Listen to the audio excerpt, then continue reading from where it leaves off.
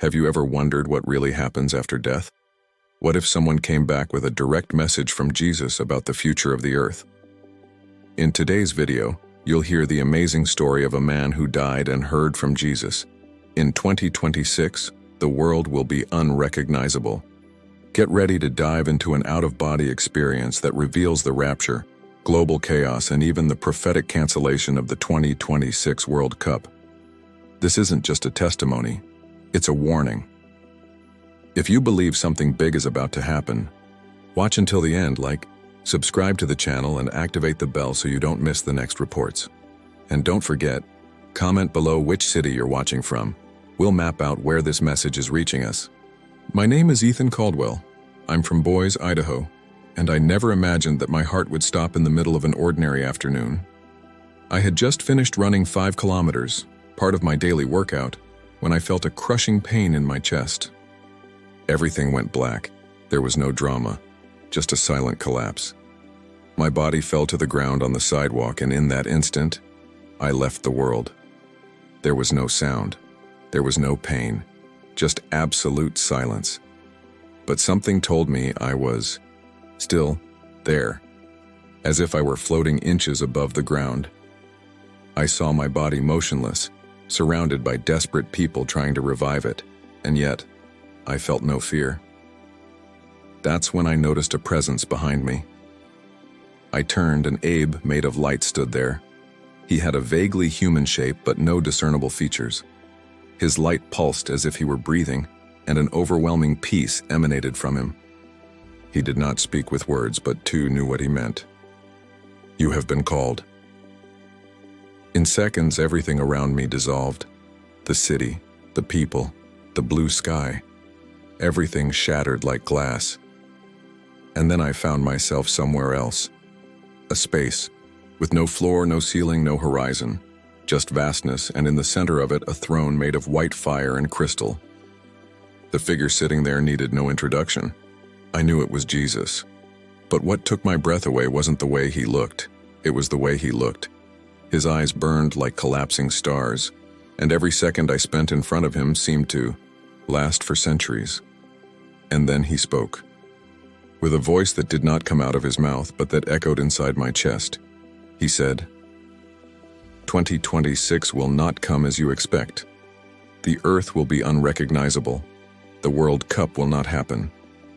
Because I will come before." My heart, or what was left of it, exploded in panic and awe at the same time.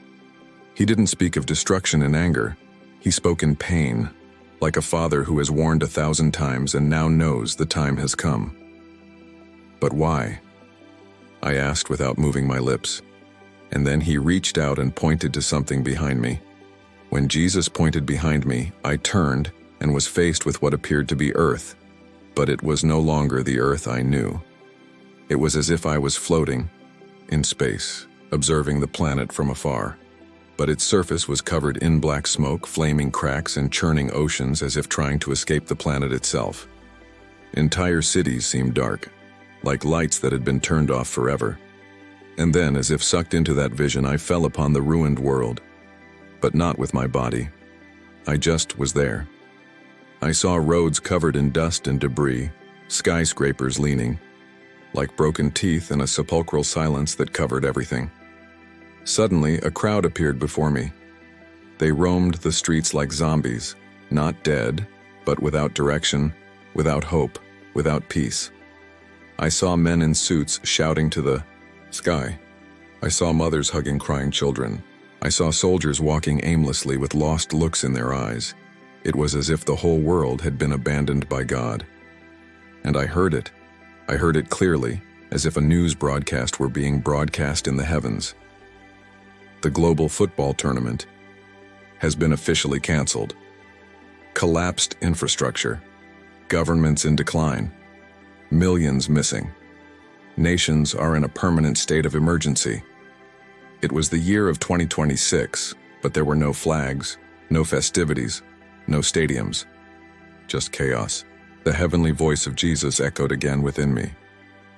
Would you celebrate games while the world cries? Would you build stadiums while souls scream in the darkness? The image changed. Now I saw the stands of an empty stadium, partially destroyed, flags in the wind, but without color. A ball stopped in the center of the field, and absolute silence. Then, I realized what he meant. The World Cup was canceled because the world ended. Not because of a bomb, not because of a war, but because he took his own. I started crying, not because I understood everything, but because I felt the pain of those left behind. And there, in that vision, I was overcome by a regret that wasn't mine. It was humanity's. It was like millions shouting in one voice. Why didn't we hear it before? And then everything went dark again. I felt a force pull me up, violently. As the vision of the ruined earth dissipated, I found myself facing an absolute void, a place where no sound could exist. It was as if the very concept of time had been suspended. Floating in this silence, I felt the approach of something immense, as something too sacred to describe. A new space opened up before me, as if the heavens were folding into layers, and there it was, a colossal hall made of living light. The walls pulsed like hearts, and in the center, on translucent steps, there was a throne that seemed to be made of time and eternity at the same time. A golden mist descended from the throne, and from it emerged figures I could not look at directly. Their flickering forms carried flaming swords, but no hostility. Only absolute respect for what was about to happen. And then the throne has spoken, but not with words. It was as if reality itself bowed to the sound of his presence. My soul was crushed by a force impossible to resist. And at that moment, I understood what it means to truly fear God. Everything that is written will be fulfilled.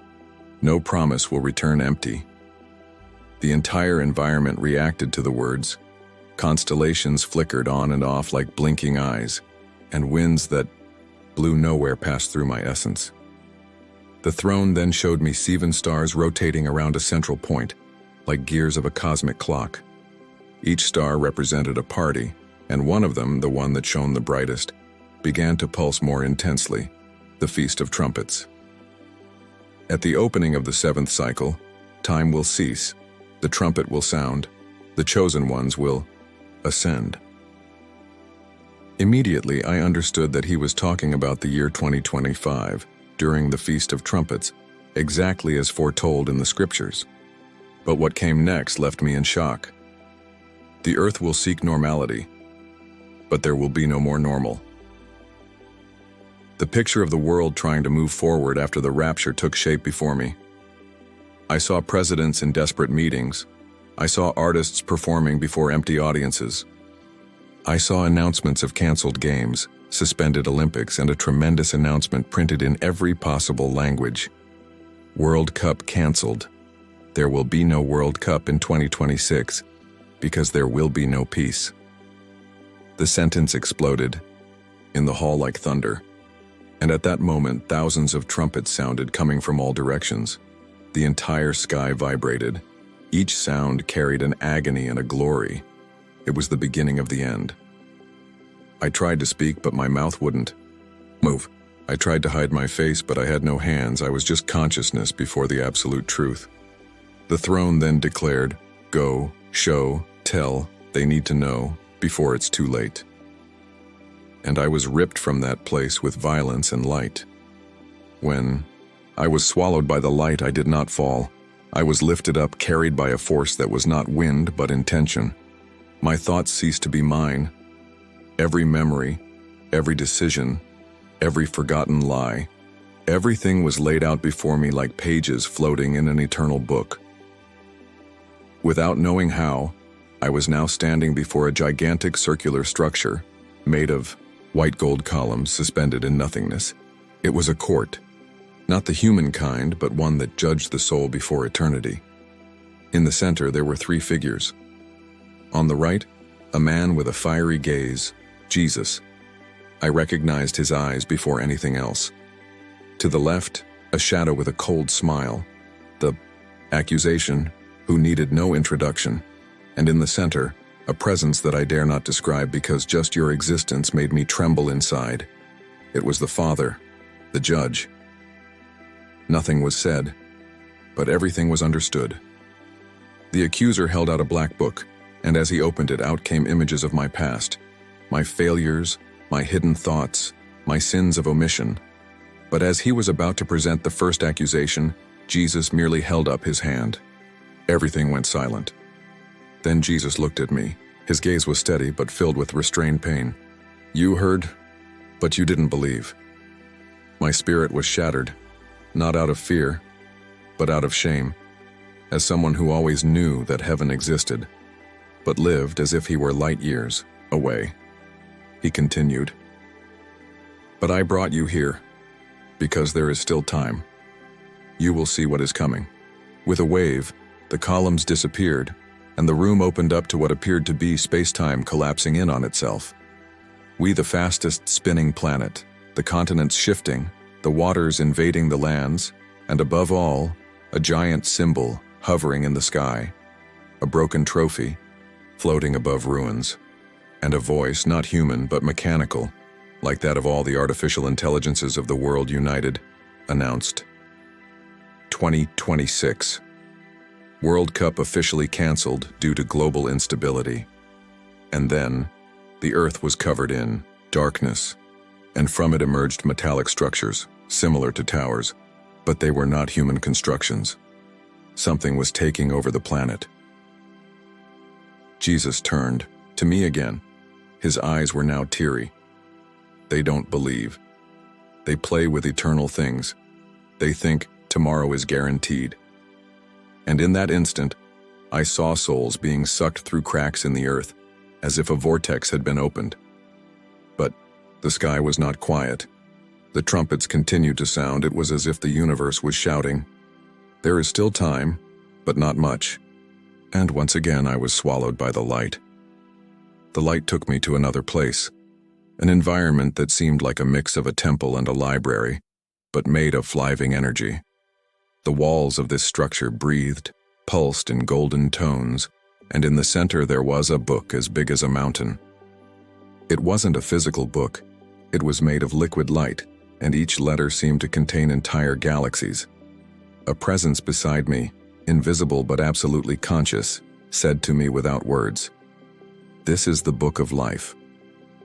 The sound of these words did not echo in my ears, but reverberated in the very fabric of the place as if the space reacted to them with reverence. I was led to it. The pages turned by themselves, each containing names, millions, billions. But some were off, as if they had been burned out of existence. I felt unbearable pain, not physical but overwhelming compassion for each missing name. I understood, not with logic but with my heart, that these were the ones who heard but mocked, those who saw but ignored. The presence then said, "Soon the book will be closed, and when it does, there will be no more time for regrets." The entire room began to shake, as if the sky itself was holding its breath. The pages began to speed up, turning faster and faster. At the top of the room, I saw a symbol appearing among the columns of light, a clock without hands, and below it the word Exodus written in fire. Suddenly the scenery changed. I was thrown out of the room like a breath. Now I saw 7 doors aligned as if they were portals to different eras, and behind each one, a scene from the end. There were 7 chapters of human history about to close. The 6th door, when opened, revealed a flashing digital calendar. September 2025, Feast of Trumpets. June 2026, World Event Cancelled. The words appeared in fire in the sky. They marked the cup, but I marked the end. Then I saw a gigantic stadium in the United States, abandoned, partially destroyed. Empty stands, lights out. And from the center of the field, a crack opened, from which black smoke and distant screams came out. From heaven, a multitude of spiritual beings, angels and watchers descended in formation, not to watch games, but to execute judgment. Jesus appeared at the top of the stands, his eyes like flaming torches. He did not smile. He did not preach. He just looked at the empty field and said in a thunderous voice, "The world wanted a party. I bring judgment. I was pulled again, not by fear, but by mission. And as I was taken to another place, I understood one last thing. It wasn't just the World Cup that had been canceled. It was the entire world that had been replaced by another reality, a reality where only the eternal mattered. The transition was like passing through the soul of a star. I was thrown into a gigantic structure, a kind of celestial clock with gears made of light, time, and sound. It was like being inside a cosmic heart beating in unison with the will of God. Each gear turned with absolute precision, representing timelines, dispensations, prophetic cycles. And in the center of it all floated a number made of pure fire, 2025. I tried to look in another direction, but the clock forced me to stare at the core, the Feast of Trumpets marked as the final convergence point. Suddenly, the clock stopped, and something that seemed to be God himself spoke like a thunder contained within eternity. The time of probation is closing. The gates will close, the sound of the last trumpet is approaching. At this moment, thousands of small translucent panels appeared around me, each showing a city in the world: New York, Los Angeles, Jerusalem, Paris, Beijing, each with its own countdown timer, all ticking September 2025 as the event zero. And then, a larger panel opened, showing images of the United States. I saw lines outside empty supermarkets, chaos at airports, governors giving half-hearted speeches, TV stations trying to maintain order, and in the center of it all an almost surreal image, the World Cup trophy being removed from an exhibition center like an unimportant object. A heavenly voice said, "The man extolled the spectacle, but he ignored the signal. And now, the sound of the stands will be replaced by the sound of the seventh trumpet." I began to feel space bending again. I saw the sky being rolled up like a scroll, stars disappearing, the sun turning blood red, and a multitude of celestial beings appearing, their mouths covered as if in reverence for what was to come next. Jesus has reappeared before me, now dressed in a tunic that shone like molten silver. Without moving his lips, he showed me one last panel. On it was Agent Football Stadium in the USA, now transformed into spiritual refugee camp. People sought solace, but there were no leaders, there were no answers, there was no relief. A storm was brewing over the place, and a trumpet sounded so loudly that the whole heavenly environment trembled. Jesus looked at me and said, this time in an audible voice, "They will say it is theory, they will say it is madness, but I have shown you, for many will hear, and few will believe." At that moment, a door made of sound opened behind me, and the light pulled me in violently. As I passed through the door made of sound, I entered a space that seemed to exist outside of creation. There was no ground, no sky, no time. It was as if I was inside the very breath of God. In the center of this sacred void, there was only an object suspended in the air, a huge, shining golden trumpet, surrounded by chains of light that held it captive, still silent, but about to sound. Around her were 7 immense beings wearing robes with ancient symbols, similar to those of biblical festivals. Each held a key. The atmosphere was heavy like spiritual lead. Something great was about to happen. One of the beings turned to me. His face could not be seen, but his presence was that of someone who had seen the end and the beginning countless times. He spoke with the voice of many waters. The sound of this trumpet will seal history. The rapture will occur, and nothing will ever be the same again.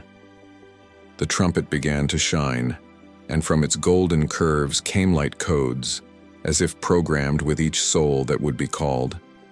I saw names appearing and disappearing, lights rising, and others being left behind. And then a moment of absolute silence. All 7 beings raised their keys at the same time. And a final voice echoed. It was not an order, it was an eternal decree. The bride will be taken away.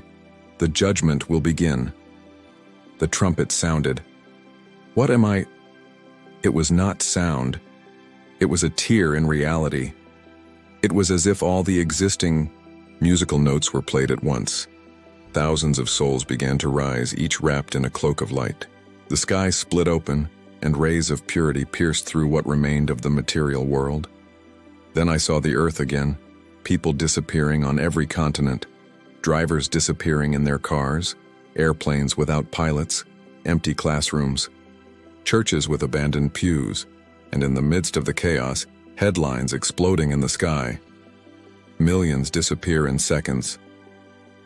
Were the end theorists right? World Cup organizers call for official cancellation. The sound of the trumpet continued, but now it was echoed by screams, sirens, global collapses. If the world's elite gathered in an underground bunker, trying to understand what happened. They didn't cry. They didn't pray. They just typed, wanting to control the uncontrollable. Jesus appeared above the earth, giant, glorious, indescribable. He looked down and said in a voice that split the clouds, "I came to seek my own, but I left the signs for those who still want to believe." The sound stopped, and the trumpet went out. But the world would never be the same again. The trumpet fell silent. The sky split into a deep gray hue, as if the universe had stopped to mourn. I now found myself suspended above the earth, watching the post-rapture world with brutal clarity. The nations were in a state of shock. Those who had mocked were now shouting. Those who had looked for comfort in institutions were finding nothing but confusion.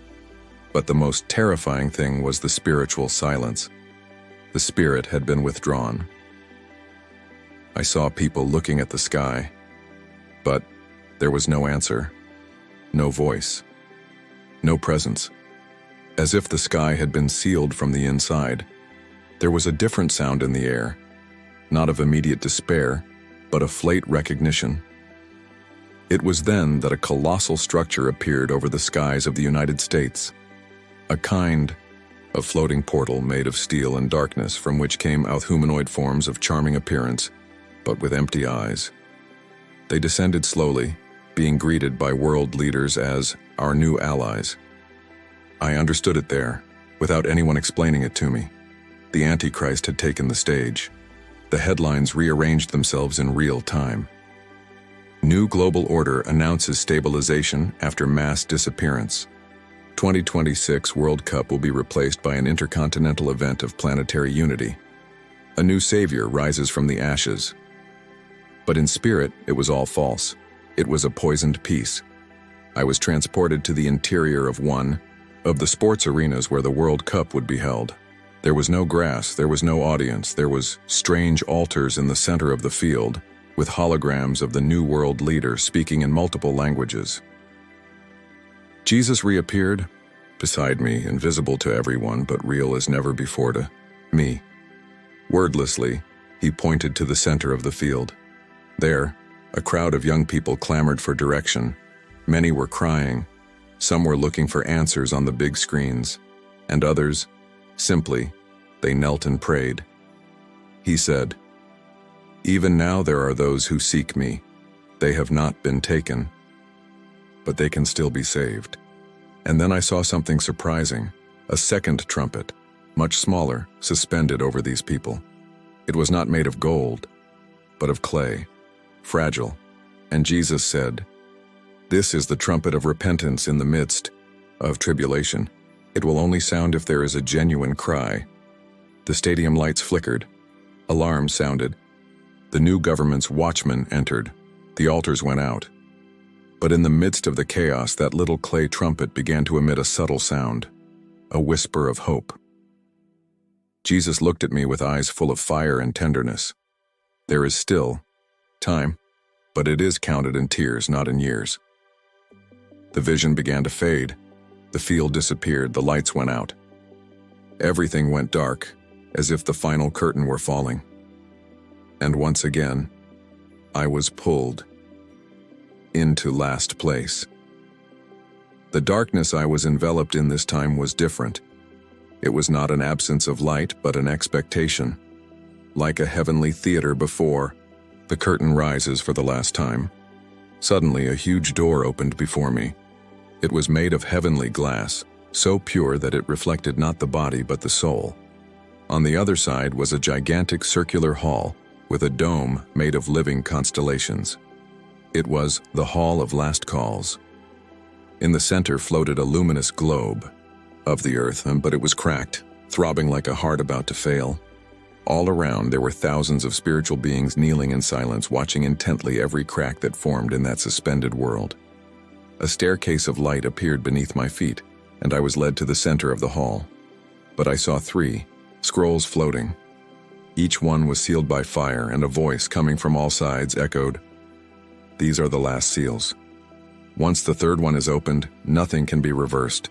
The first scroll opened before me and showed the great human celebrations in 2024 and 2025. Shows, championships, elections, carnivals, all happening as the sky prepared to ring. Humanity celebrated on the edge of the abyss.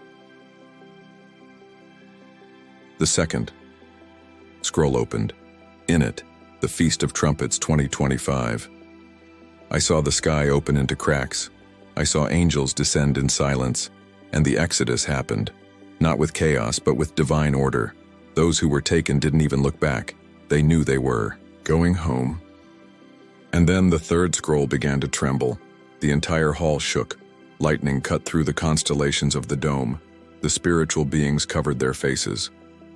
The seal broke, and before my eyes I saw Earth in 2026.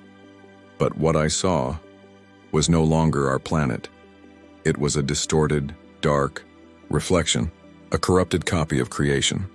I saw cities covered in permanent fog. I saw abandoned stadiums transformed into centers of worship for a new global leader. I saw people sleepwalking, connected to screens implanted in their eyes. I saw the World Cup dates printed on torn posters, and an announcement echoing through the streets. Game replaced by planetary alignment ceremony. Attendance is mandatory. And I understood. The World Cup was replaced by worship, sport by submission, freedom by adoration of the imposter. Jesus appeared at the top of the hall in full glory. His voice shook the heavens. They preferred illusion to the kingdom, but there are still voices. Voices that will shout, voices that will announce. He then looked straight at me. "You saw it. Now you bear the seal of warning." The room began to dissolve into light. Everything around me was dissolving like stardust. And before it all disappeared, I heard the sound of the little clay trumpet. Again, faint, but alive. When the Hall of Last Calls crumbled like cosmic dust, I found myself suspended in a space where there was no more time, no more direction. All that existed there was the sound of the little clay trumpet, fragile, hesitant, but persistent.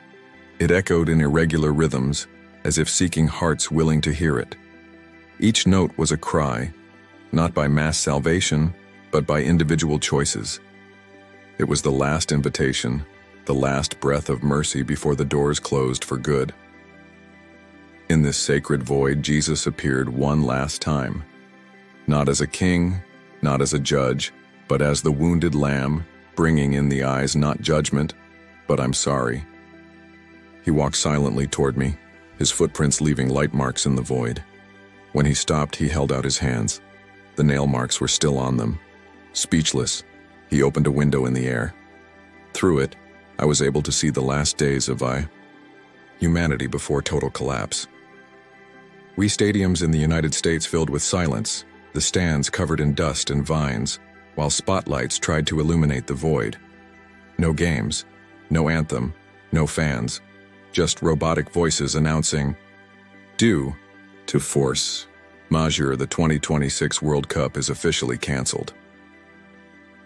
I saw people in the streets not crying but confused, as if they no longer knew why they were alive. Television broadcast speeches of hope, but everyone's look was the same: lost, soulless. Saw churches, some full, some destroyed.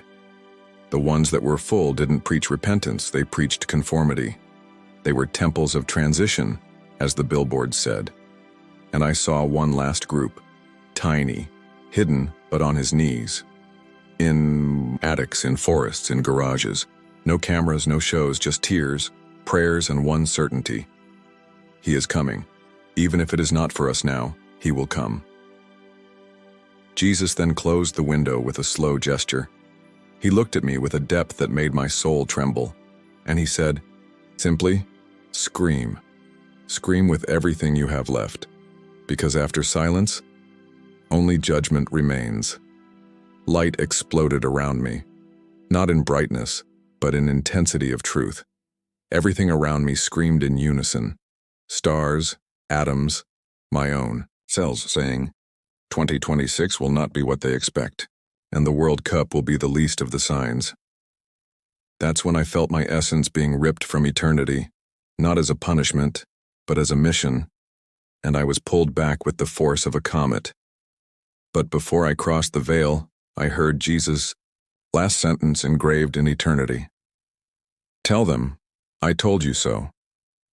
If you liked this beautiful spiritual testimony, leave a like, comment your impressions, subscribe to the channel, and don't forget to activate the notification bell to watch each new video and help us spread this message to a greater number of people.